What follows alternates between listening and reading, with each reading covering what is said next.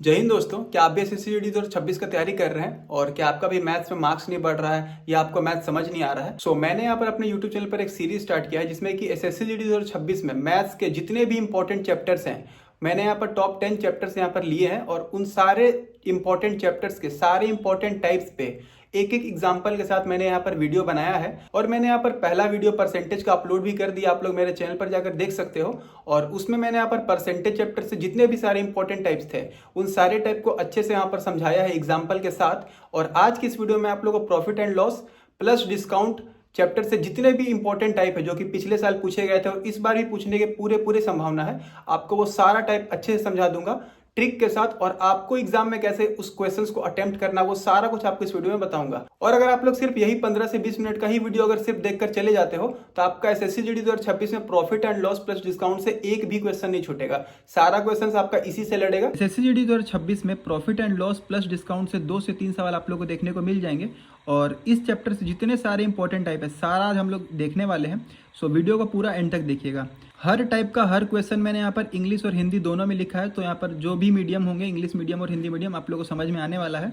यहाँ पर type number 1 देख लेते हैं। ये वाला जो टाइप है पिछले साल बहुत सारे शिफ्ट में ये पूछा गया था, लगभग हर शिफ्ट में ये क्वेश्चन देखने को मिल गया था। क्वेश्चन कुछ ऐसा है कि 1230 प्रति सैकड़े की दर से 400 नाशपाती खरीदे और 980 के लाभ पर बेचें, प्रति दर्जन नाशपाती का विक्रय मूल्य ज्ञात करें। इसमें आपको समझने वाला बात यह है कि क्रय मूल्य यानी कि सीपी जो है वो 100 नाशपाती का 1230 है, क्योंकि आप यहाँ पर देख सकते हो 1230 प्रति सैकड़े मतलब कि पर 100 का दाम जो है वो 1230 है। तो वही मैंने यहाँ पर लिखा है कि क्रय मूल्य 100 का जो क्रय मूल्य है वो 1230 है और यहाँ पर खरीदा कितना गया है 400 नाशपाती। तो 100 का अगर मूल्य इतना है तो 400 का कितना होगा, तो हम लोग सिंपली 4 से गुना कर देंगे तो 4920 निकल के आ जाएगा।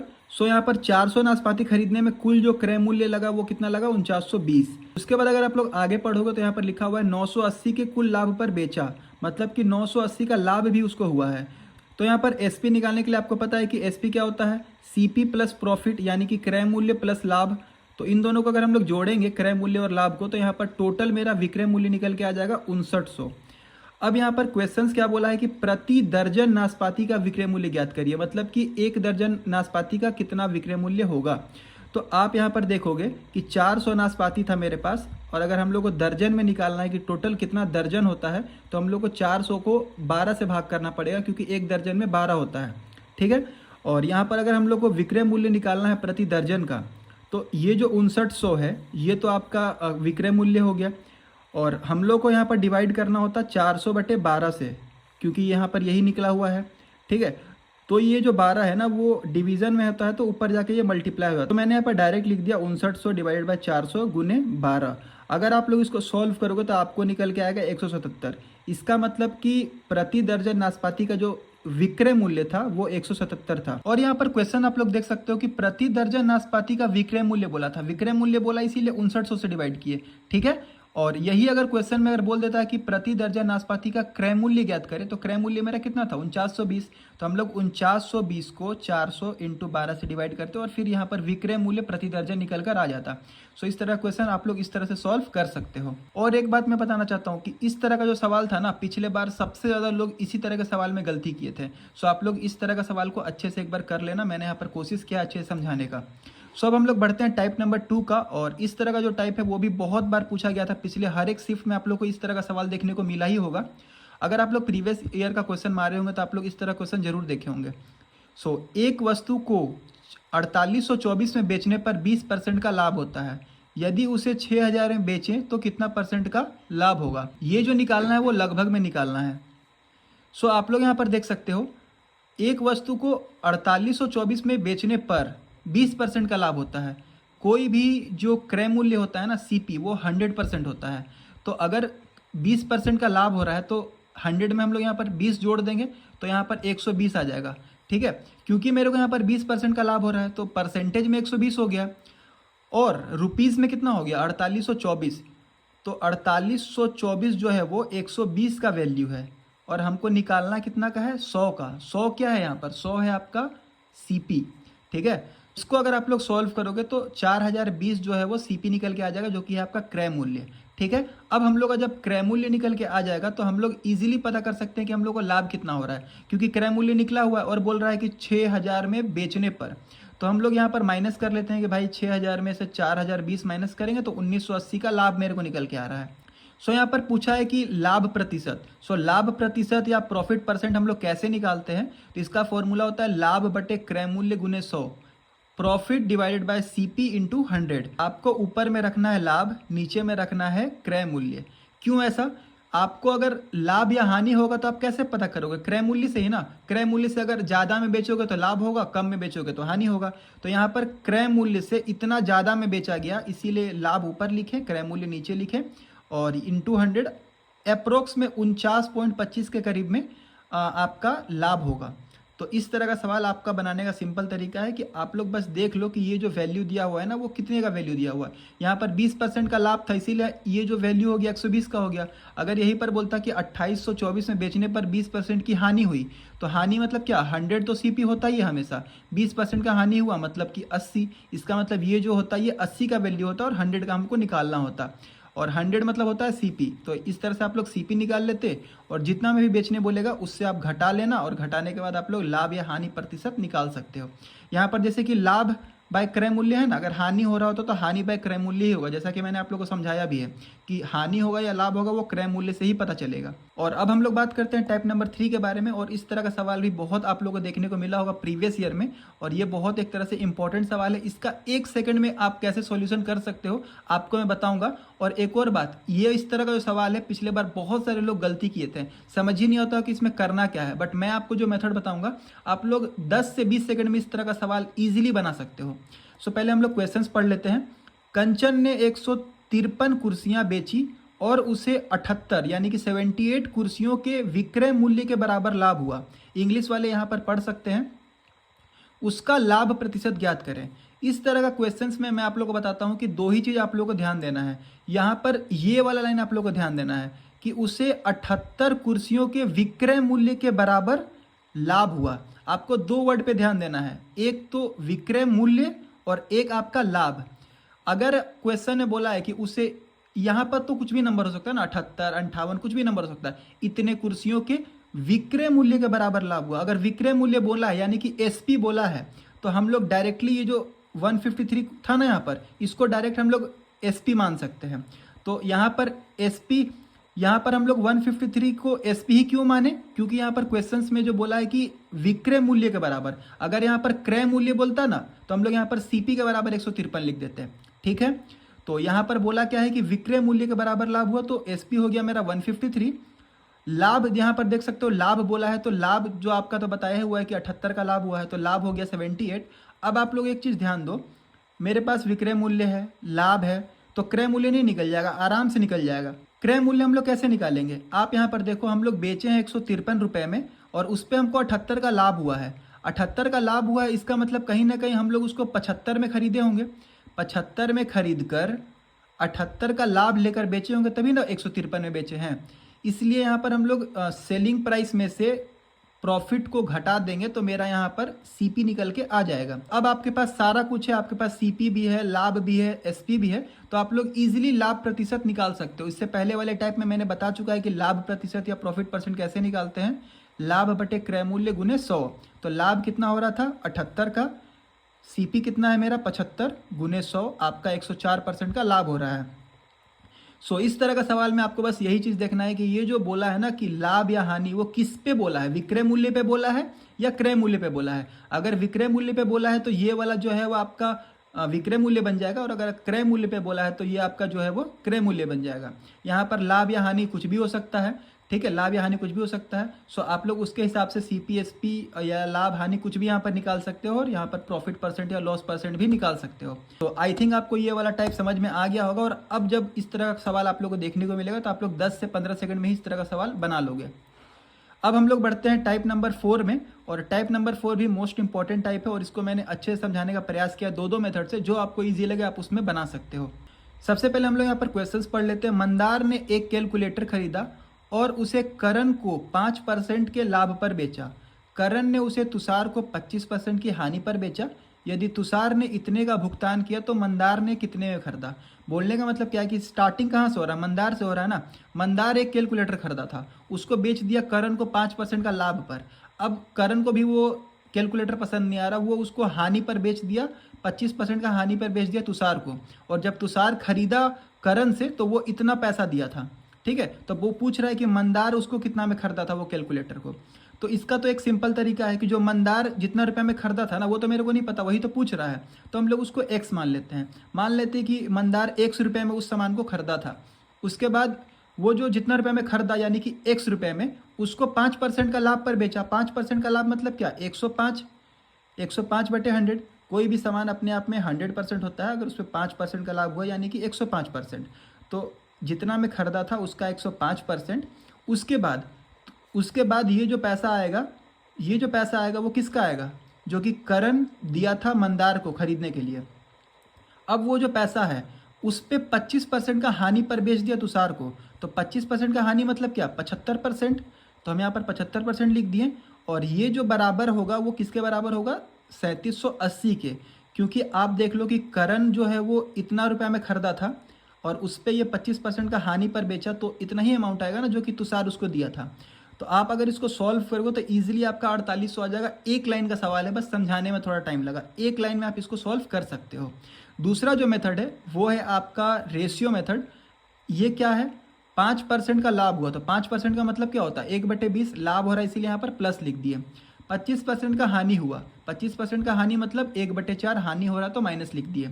सो 1 का लाभ 20 पे, तो 20 रुपये में मान लीजिए वो खरीदा, 1 का लाभ लेकर बेचा यानी कि 21 में बेचा। उसी प्रकार से 4 रुपये में कोई सामान खरीदा, 1 का हानि हुआ तो 3 पर बेचा। ये जो आपका निकल के आता है ना, ये जो स्टार्टिंग का, ये आपका निकल के आता है वो पैसा जो कि मंदार खरीदने में लगाया था। और ये जो आखिरी वाला निकल के आता है ना, वो ये पैसा है जो कि तुषार खरीदने में लगाया था। तो आपको पता है कि तुषार खरीदने में 3780 रुपये लगाया था। तो और अगर आप लोग इसको सॉल्व करोगे तो 20 चौक 80, 21 दिए 63। तो रेशियो में तो ये 63 है, बट अमाउंट में 3780 है। तो 3780 जो है वो 63 का वैल्यू है, और मेरे को निकालना किसका है, 80 का, क्योंकि 80 वो अमाउंट है जो कि मंदार कैलकुलेटर खरीदते समय दिया था और वही मेरे से पूछा गया है। सो आप अगर इसको सॉल्व करोगे तो वो भी 4800 आएगा, जो कि दोनों आप सेम है। तो ये मेथड भी ईजी है, ये मेथड भी ईजी है। आपको जो मेथड समझ में आए आप उस मेथड से इस तरह के सवाल को बना सकते हो। और गाइज इस तरह का वीडियो बनाने में बहुत ज़्यादा मेहनत लगता है। आप देख सकते हो कि मैंने यहाँ पर हिंदी में लिखा है, इंग्लिश में लिखा है, सारे को सॉल्व किया है। क्वेश्चंस एनालिसिस करना, सॉल्यूशन निकालना बहुत मेहनत लगता है। सो जो लोग भी इस वीडियो को देख रहे हैं आप प्लीज़ इस वीडियो को लाइक करिएगा, और आपके फ्रेंड सर्कल में जितना भी एसएससी जीडी का तैयारी करने वाला है उन सबके साथ वीडियो को शेयर करिएगा, ताकि इस वीडियो पे ज़्यादा से ज़्यादा व्यूज़ आए और जिससे कि मेरा मोटिवेशन बना रहे, और ऐसे ही मैं हर एक चैप्टर का वीडियो लेकर आऊँ आप लोग के लिए, ठीक है। और एक और बात, अगर आप इस वीडियो को अच्छे से देख लेते हो और समझ लेते हो तो इससे बाहर कुछ भी नहीं आएगा profit and loss plus discount में।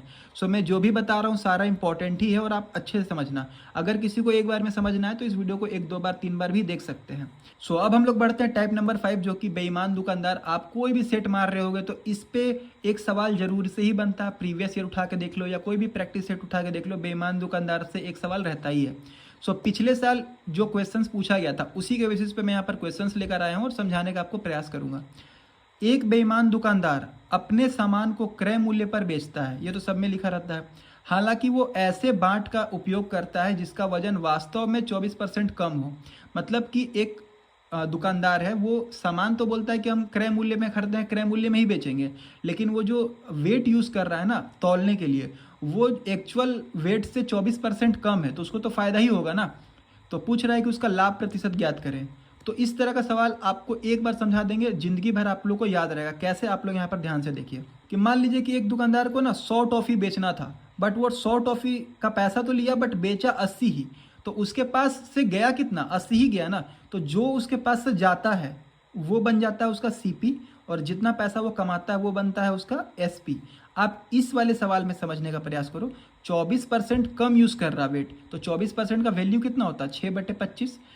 आप मान के चलो कि उसको देना था कितना, उसको देना था 25, बट वो 6 कम दे रहा है, मतलब दे कितना रहा है, 19 दे रहा है। तो उसके पास से जा कितना सामान रहा है, उसके पास से तो 19 ही सामान जा रहा है, और ये जो 25 है वो उसका विक्रय मूल्य हो जाएगा। ऐसा क्यों, क्योंकि वो तो ले रहा है 25 का पैसा, देना था उसको 25 और वो 25 का ही पैसा ले रहा है, बट दे कितना रहा है, 19 दे रहा है। तो ये हो जाएगा उसका क्रय मूल्य और ये हो जाएगा उसका विक्रय मूल्य। आपको एक बार और मैं बता देता हूँ कि जो सामान कोई भी परसेंटेज, लाभ हानि कुछ भी हो, आप फ्रैक्शन निकाल लेना और आप बस ये नोटिस करना कि दुकानदार के पास से सामान कितना जा रहा है।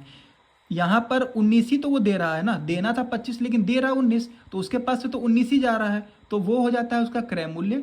और जितना का पैसा वो ले रहा है, देना था उसको 25 और वो 25 का ही पैसा ले रहा है, तो उसका ये हो जाएगा एसपी। और आप लोग यहाँ पर देख सकते हो 19 है यहाँ पर इसका क्रय मूल्य और 25 है इसका विक्रय मूल्य। तो लाभ कितना हो गया 6 का, तो 6 का लाभ। और कभी भी आपको पता है कि लाभ प्रतिशत कैसे निकलता है, नीचे में रहता है हमेशा सीपी यानी कि क्रय मूल्य। तो 6 का लाभ 19 पे इंटू 100, तो आपका अप्रोक्स में ये वाला इसका परसेंटेज आ जाएगा। और ये वाला सवाल पिछले बार हर शिफ्ट में देखा गया था, तो इसको आप एक बार अच्छे से देख लेना, ठीक है। सो अब हम लोग बढ़ते हैं टाइप नंबर 6 की ओर। और इसमें जो एक मोस्ट कॉमन सवाल है, आप लोग हर शिफ्ट में देखे ही होंगे, छूट देने के बाद भी लाभ होता है, प्रॉफिट या लॉस आफ्टर गिविंग डिस्काउंट। इस तरह का सवाल आप लोग देखे ही होंगे। हम यहाँ पर क्वेश्चंस पढ़ लेते हैं। एक व्यापारी 25% की छूट देता है, फिर भी उसे 30% का लाभ होता है। यदि उसका लाभ 90 है तो उसका छूट ज्ञात करें। एक तो ये वाला सवाल है और एक और मैं आप लोगों को बताऊंगा, जो कि इससे सारा टाइप कंप्लीट हो जाएगा। तो आप लोग यहाँ पर देख लो कि एक जो आदमी है वो 25% का डिस्काउंट दे रहा था। 25% का मतलब कितना होता है, 1/4, और 30% का उसको लाभ हो रहा है फिर भी, तो 30% का मतलब कितना होता है, 3/10। यहाँ पर डिस्काउंट दे रहा है मतलब कि कमी हो रहा है, इसीलिए यहाँ पर माइनस दिए हैं, और यहाँ पर लाभ हो रहा है इसीलिए यहाँ पर प्लस दिए हैं। तो यहाँ पर एमपी, एसपी और सीपी इस तरह का आप रेशियो बना लेना। आप एमपी का मतलब समझते हो कि एमपी का मतलब होता है अंकित मूल्य।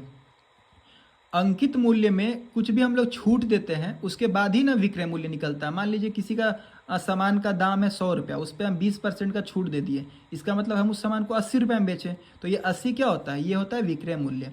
और सीपी क्या होता है, क्रय मूल्य। ये क्रय मूल्य कैसे निकलता है, मान लीजिए कि आप 80 में बेचें बट उसको खरीदे थे 60 रुपया में ही, तो आपको 20 का फ़ायदा हुआ ना। तो ये जो बीच का गैप होता है वो लाभ होता है, ठीक है, लाभ या हानि होता है, ठीक है। तो अब यहाँ पर देखिए, आपको एक चीज़ पता होगा कि कभी भी जो छूट यानी कि डिस्काउंट दिया जाता है वो एमपी पे दिया जाता है, यानी कि अंकित मूल्य पर। तो ये जो 4 है ना, ये अंकित मूल्य है कि 4 रुपया किसी का सामान का दाम था, उस पर 1 का छूट मिला। 4 किसी सामान का दाम था, उस पर 1 का छूट मिला, तो कितना में बेचेंगे, 3 रुपये में बेचेंगे। तो यहाँ पर एमपी और एसपी का रेशियो कितना निकल के आ गया, 4:3। उसके बाद यहाँ पर लाभ हो रहा है 30% का। लाभ का मतलब क्या होता है, लाभ या हानि कभी भी निकलता है तो क्रय मूल्य पे निकलता है। इसका मतलब ये है क्रय मूल्य, यानी कि 10 रुपया उस सामान का दाम था और हम उसको 3 का लाभ लेकर बेचे, यानी कि 13 में बेचे। सो आप लोग यहाँ पर देखना कि जो दोनों रेशियो निकल के आया 4:3 और 10:13, इन दोनों रेशियो में विक्रय मूल्य कॉमन है 13 और 3। तो अब हमको ये क्या करना है, यहाँ पर भी एक चाहिए मेरे को और यहाँ पर भी एक चाहिए। तो अगर आप लोग रेशियो चैप्टर पढ़े होगे तो आपको पता होगा कि ये जो 3 है यहाँ पर आ जाता है और ये जो 13 है और यहाँ पर आ जाता है। सो यहाँ से आप लोग इन तीनों का रेशियो निकाल सकते हो, ठीक है। तो 13 चौक 52, 13 तिया 39 और 3 रहे के 30। 52 जो है आपका अंकित मूल्य है, उसको हम लोग बेचे 39 में और उसको खरीदे थे हम लोग 30 में। तो आप एक बात बताओ, 30 में कोई सामान को हम लोग खरीदे हैं, उसको 39 में बेचे, तो हमको लाभ कितना का हुआ, 9 का। और यहाँ पर उस वस्तु का अंकित मूल्य था 52, लेकिन हम उसको बेचे हैं 39 में, तो हमको यहाँ पर छूट कितना दिए, हम उसको 13 का छूट दिए। तो यहाँ से आप लोग छूट और लाभ भी निकाल सकते हो। अब क्वेश्चंस में क्या बोला वो देखिए, क्वेश्चन ने बोला है कि यदि उसका लाभ 90 है तो उसका छूट ज्ञात करें। लाभ यहाँ पर रेशियो के हिसाब से लाभ कितना था, 9 रुपया, बट क्वेश्चन ने बोला है 90, मतलब कि 9 का जो वैल्यू है वो 90 है, इसका मतलब 10 गुना ज़्यादा। तो कहीं ना कहीं ये जो छूट रेशियो में निकल के आ रहा है 13, ये भी 13 ना होकर 10 गुना ज़्यादा 130 हो जाएगा। तो इस तरह से आप लोग छूट निकाल सकते हो। इसी तरह का जो सवाल होता है छूट देने के बाद भी लाभ, इसी तरह का जो सवाल होता है उसमें ये 2 रेशियो निकलता है, सीपी और एमपी का रेशियो आप लोग निकाल सकते हो। इस तरह का सवाल में हमेशा ये वाला रेशियो आप लोग निकालना। सीपी क्या होता है, 100 माइनस डिस्काउंट यानी कि 100 माइनस छूट, और एमपी क्या होता है, 100 प्लस लाभ या हानि, प्लस माइनस लाभ या हानि। तो यहाँ पर इस क्वेश्चन को अगर हम लोग लेते हैं तो यहाँ पर देखो क्या लिखा हुआ है, एक व्यापारी 25% का छूट देता है, तो 25% का छूट मतलब 100 में 25 का माइनस कर दिए यहाँ पर 75। और एमपी क्या होता है, 30% का लाभ। 30% का लाभ मतलब क्या, 100 में 30 जोड़ दिए तो 130। तो तो आप लोग यहाँ पर CP और MP का रेशियो निकल के आ जाएगा। और आपको क्वेश्चंस कैसा देगा, आप ये रेशियो निकाल लोगे ना तो आपको यहाँ पर बोलेगा कि यदि MP 260 है, यदि MP 260 है तो यहाँ पर 130 है, 130 का वैल्यू कितना है 260, 2 गुना ज़्यादा। तो आपसे पूछेगा क्रय मूल्य ज्ञात करें, तो क्रय मूल्य भी 75 ना होकर 2 गुना ज़्यादा 150 हो जाएगा। तो इस तरह का सवाल भी आपको देखने को मिलेगा। आप बस इस रेशियो में अगर तोड़ दोगे तो आप सारा क्वेश्चन जो भी पूछेगा आप निकाल सकते हो। सो यहाँ पर profit and loss plus discount का आखिरी टाइप है टाइप नंबर 7 सक्सेसिव डिस्काउंट, जिसको कि क्रमिक छूट बोलते हैं। इसमें आप लोगों को 2 तरह का डिस्काउंट देखने को मिल जाएगा। अगर आपका क्वेश्चन में इंटीजर है डिस्काउंट, जैसे कि 1%, 2%, 5%, तो आप लोग इसको इस वाले मेथड से आप लोग बना सकते हो। ये जो फॉर्मूला आपको पता होगा -a-b plus a into B by 100, इस वाले पे आप लोग निकाल सकते हो। और अगर आपका जो डिस्काउंट परसेंटेज है वो फ्रैक्शन में है, जैसे कि 16 2/3, 33 1/3 या इस तरह करके है, तो आप लोग उसको रेशियो मेथड से बनाना। दोनों मेथड आप लोग को हम बताएंगे। सो अगर मान लीजिए कि एक एग्जांपल लेते हैं कि 5% और 10% का क्रमिक छूट है, यानी कि सक्सेसिव डिस्काउंट है, तो उसका एकल छूट यानी कि एक जो सिंगल छूट होता है ना वो कितना होगा। तो यहाँ पर आप देख लो, ए का वैल्यू कितना है 5, बी का वैल्यू कितना है 10। सो अगर हम लोग इस वाले फॉर्मूले पे पुट करते हैं तो -5 -10, और ये माइनस माइनस जो है वो इंटू हो रहा है ना, a इंटू बी है, तो माइनस माइनस प्लस हो जाएगा, इसीलिए यहाँ पर प्लस दिया गया है। 50/100, इन दोनों को अगर आप जोड़ोगे तो आएगा -15, और इसको अगर आप डिवाइड करोगे तो 0.5। तो आप देख सकते हो कि -14.5% का एकल छूट मिला। दूसरा जो है वो रेशियो मेथड है। कैसे निकलेगा, 16 2/3% का फ्रैक्शनल वैल्यू कितना होता है 1/6, घट रहा है ना, छूट दिया जा रहा है, इसीलिए माइनस यूज कर रहे हैं। 33 1/3 का मतलब होता है 1/3, 3 में 1 का छूट। तो यहाँ पर कभी भी छूट जो होता है ना वो MP पे यानी कि अंकित मूल्य पर दिया जाता है, इसीलिए यहाँ पर अंकित मूल्य और विक्रय मूल्य का रेशियो निकलता है, यानी कि MP और SV का रेशियो निकलता है। पहला वाला आप देख लो, 6 रुपये अंकित मूल्य था, 1 का यहाँ पर छूट मिला तो बेचे होंगे कितना में 5 में। 3 रुपये अंकित मूल्य है, 1 का छूट मिला तो बेचे कितना में होंगे 2 में। तो यहाँ से 2 से ये 6 कट जाएगा 3 बार में, 3 3 9 और यहाँ पर 5। सो यहाँ पर अगर एकल छूट का बात करेंगे तो आप लोग देख सकते हो MP जो है, किसी का अगर अंकित मूल्य 9 है तो उसको हम लोग बेचे हैं कितना में 5 में, तो टोटल छूट कितना मिला 4 का। तो 4 का छूट 9 पे, क्योंकि कभी भी जो छूट होता है वो अंकित मूल्य पे होता है, तो 4 का छूट 9 पे इंटू 100, सो इतना % का टोटल निकल के आ जाएगा छूट। एक जो लास्ट स्टेप है, बहुत सारे लोग बोलेंगे भाई यहाँ पर आप 2 सक्सेसिव डिस्काउंट तो बता दिया, अगर मान लीजिए कि लगातार 3 क्रमिक छूट बोल दिया, लगातार 3 सक्सेसिव डिस्काउंट जैसे कि 10, 5, 10, 15, तो उसमें कैसे बनाएंगे। सो आप लोग यहाँ पर देखो, ये वाला फॉर्मूला, जैसे यहाँ पर एक फॉर्मूला था ना, उसी तरह 3 का यहाँ पर भी एक फॉर्मूला है। बट आपको अगर फॉर्मूला नहीं भी याद है तो भी आप बना सकते हो। कैसे, आप वो देखो, सबसे पहले आपको 2 लेना है, 5 और 6 आप मान लीजिए ले लिए, तो 5 और 6 इस वाले फॉर्मूले पे अगर हम लोग बनाएंगे तो इस तरह -5 -6 + 30, और ये अगर आप सॉल्व करोगे तो देखोगे कि आपके पास कितना आएगा -10.7 आएगा। ठीक है, ये आपका निकल के आ जाएगा 5 और 6 का छूट।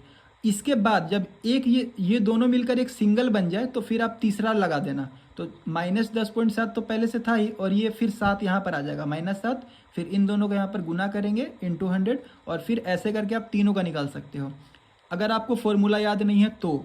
और अगर आपको याद है तो आप लोग इस वाले फॉर्मूला देख लो, A + B + C, ये फॉर्मूला, इस पे अगर आप पुट करोगे तो भी आपका सेम ही आंसर निकल के आने वाला है। ठीक है, और इस तरह का सवाल आप लोग देखे भी होंगे कि 10 वस्तु खरीदने पर 3 वस्तु मुफ्त मिल रहा है, उसके अलावा भी 33 1/3 का अतिरिक्त छूट मिल रहा है, तो कुल छूट ज्ञात करें। सो सबसे पहले हम लोग क्या करेंगे कि ये समझना होगा आपको कि 10 सामान खरीद रहे हैं और उस पर 3 छूट मिल रहा है। आप एक दुकानदार के पर्सपेक्टिव से समझो कि कोई दुकानदार अगर 10 सामान बेचने पर 3 सामान फ्री दे रहा है, इसका मतलब उसके दुकान से टोटल 13 सामान जा रहा है, वो 13 सामान बेच रहा है और 13 पे 3 का डिस्काउंट दे रहा है, इसलिए यहाँ पर लिखा हुआ है कि 3 का छूट मिला 13 पर इंटू 100। सो अगर आप इसको निकालोगे तो 300/13 आएगा, और अगर परसेंटेज हटाओगे तो यहाँ पर आ जाएगा 100, कटने के बाद ये 3/13 ही हो जाएगा। और कभी भी आपको पता है कि छूट जो होता है वो अंकित मूल्य पर होता है। सो यहाँ पर 13 अंकित मूल्य था, उस पर 3 का छूट मिला, तो बेचे कितना में 10 में। और ये जो एक फ्रैक्शन था, एक एडिशनल जो छूट मिल रहा था, इसका फ्रैक्शनल वैल्यू कितना होता है 1/3, मतलब कि 3 अंकित मूल्य था, 1 उस पर छूट मिला, तो बेचे कितना में 2 पे। तो यहाँ पर 13 × 39 हो गया, और इसको ये 10 × 2 20 हो गया। सो ये यहाँ पर MP और SP का यहाँ पर रेशियो निकल के आ गया कि अगर अंकित मूल्य 39 था तो उसको बेचे हैं 20 पे, तो छूट टोटल कितना मिला, 19 का छूट मिला। इन दोनों के बीच का डिफरेंस कितना है, 19 का छूट 39 पे × 100, तो टोटल ओवरऑल इतना छूट मिला। सो गाइज ये था profit and loss plus discount का सारा इंपॉर्टेंट टाइप। आप इसको एक बार अच्छे से देखकर चले जाना, आपके एग्जाम में यहीं से क्वेश्चंस आएगा, इससे बाहर कुछ भी नहीं आएगा। और जो लोग भी एसएससी जीडी 2026 का तैयारी कर रहे हैं उनके साथ इस वीडियो को जरूर से शेयर करिएगा ताकि उनका भी कुछ हेल्प हो जाए। और मैंने प्रयास किया कि 15 से 20 मिनट के अंदर में सारा profit and loss plus discount का जो भी इंपॉर्टेंट टाइप है सारा इसमें कंप्लीट कर दूं। और अलग से ही बहुत सारा चीज मैंने इसमें समझाने का प्रयास किया ताकि आपको अलग से कुछ भी पढ़ने की जरूरत ना पड़े। सो गाइज इस तरह का वीडियो बनाने में बहुत ज्यादा मेहनत लगता है, आप लोगों ने वीडियो में देखा ही होगा। मैंने यहाँ पर हर एक चीज खुद से लिखा है, खुद से एनालिसिस किया और खुद से ही समझाया है। जो भी इस वीडियो को देख रहे हैं वीडियो को लाइक करिएगा और जितना भी आपका फ्रेंड सर्कल में एसएससी का तैयारी करे उनके साथ इस वीडियो को शेयर करिएगा ताकि ज्यादा ज्यादा व्यूज आए और मेरा मोटिवेशन और ज्यादा बढ़े, ताकि मैं ऐसे ही हर एक चैप्टर का इंपॉर्टेंट टाइप आपके लिए लेकर आऊं जिससे कि आपका एसएससी 2026 में बहुत ज्यादा फायदा हो जाएगा। ऐसी वीडियो देखने के लिए चैनल को सब्सक्राइब करें। जय हिंद।